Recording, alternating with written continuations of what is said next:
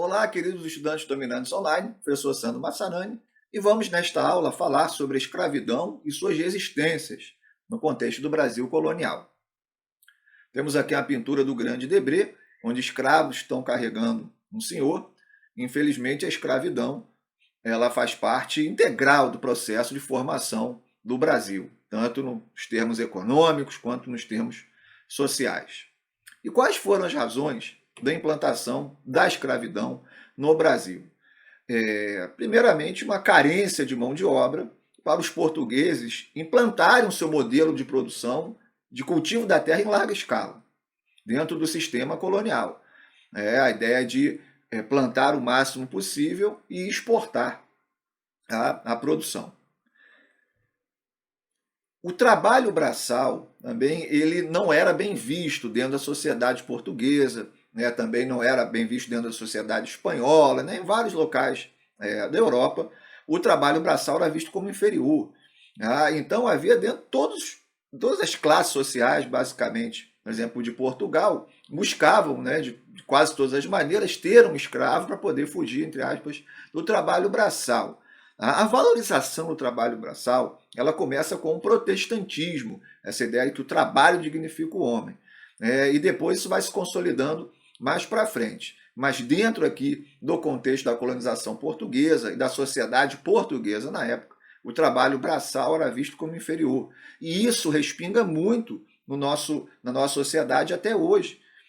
Às vezes, mesmo um trabalhador braçal, às vezes ganhando um salário muito alto, muitas vezes ele é visto de uma certa forma, né, o trabalho, esse cara faz um trabalho braçal, e infelizmente ainda carregamos esse estigma que vem desde dessa época. Portugal já tinha práticas escravistas, principalmente, né, com os mouros, né, os muçulmanos, né, do norte da África, etc. Então Portugal já estava, né, ambientado dentro desse sistema de escravidão. Então ele vai transplantar esse sistema para o Brasil.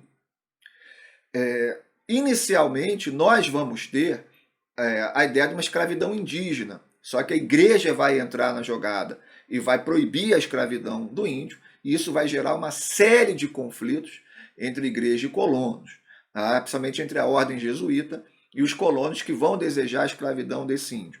E isso vai também propiciar um aumento, né, uma intensidade da escravidão negra. Vamos analisar então agora um pouco as razões do crescimento da escravidão negra. Temos aqui uma outra pintura muito famosa do Debré, né, sobre o castigo corporal, muito comum, né, nos escravos. Haviam categorias de escravos assim, diferentes. Né? O escravo rural era brutalmente explorado. Nós temos os escravos que ficavam mais dentro da parte da família, por exemplo. Né? Toda a escravidão era brutalmente explorada, mas haviam diferentes tipos, entre aspas, assim, de trabalho que os escravos faziam. E temos nas cidades, né, o escravo de ganho, por exemplo. O escravo de ganho ele ficava muitas vezes fora, né, trabalhando o dia todo, e quando chegava ele dividia com o senhor, né, o que ele tinha, fazia uns bicos, fazia trabalhos, vendia doces, e ele partilhava aí com o senhor o que ele tinha ganho. Então, a escravidão assim, que a gente mais tem no senso comum, a escravidão rural, mas haviam outros tipos também de escravidão no Brasil.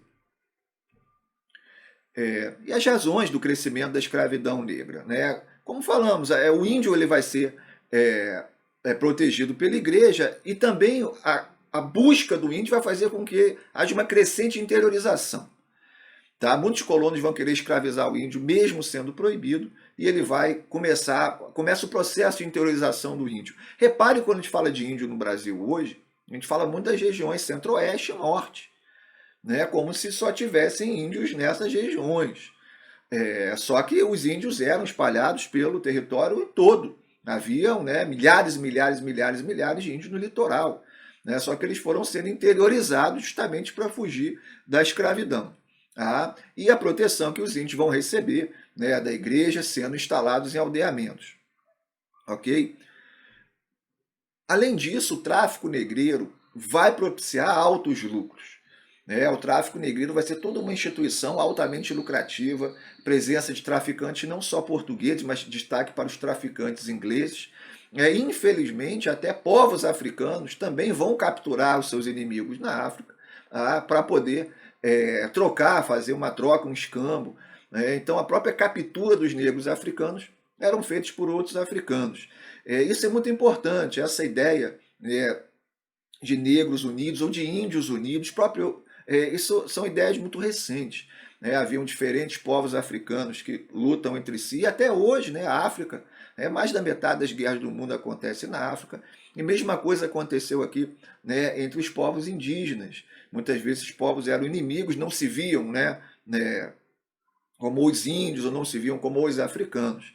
Essa ideia do pan-africanismo ou da união dos índios, ela é uma ideia muito mais recente.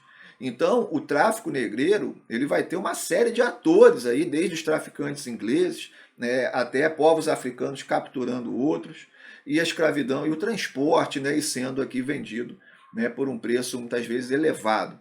Infelizmente, a escravidão é uma chaga da humanidade e que o Brasil sofreu muito, tanto o Brasil quanto o povo negro, o povo africano, os indígenas.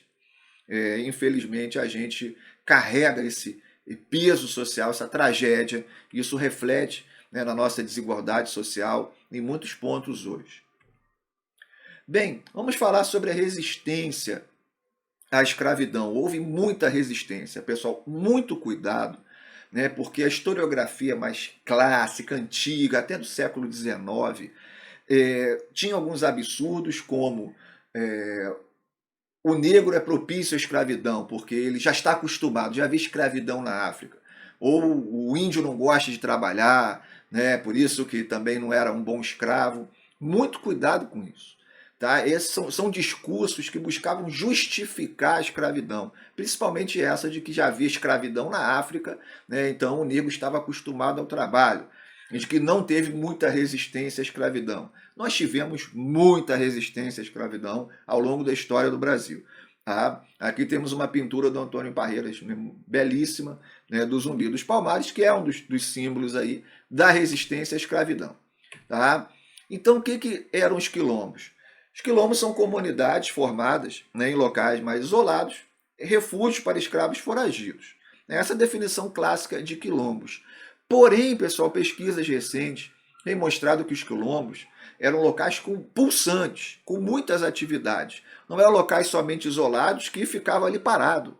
Nós vamos ter quilombos grandes, quilombos com muito comércio, muitas vezes quilombos também autossuficientes, mas com grandes relações comerciais. E não haviam só escravos foragidos nos quilombos. Nós vamos ter também homens pobres livres, alguns índios também. Então o quilombo não era o local onde o escravo fugia, ficava exatamente escondido ali. Até porque é difícil você esconder 5.000 pessoas, 8.000 pessoas, quilombos de maior porte. Então o quilombo ele era um local que pulsava, tinha diversos tipos de atividades. E o maior de todos foi o quilombo de Palmares, em Alagoas, que teve, alguns cálculos apontam até para 20.000 habitantes. O quilombo dos Palmares ele foi destruído por atividades bandeirantes, principalmente pelo bandeirante Domingos Jorge Velho. Há algumas discussões historiográficas sobre se isso procede ou não, mas o fato é que o quilombo dos Palmares é o maior quilombo que nós temos conhecimento no Brasil, um dos maiores, e foi destruído pela atividade bandeirante.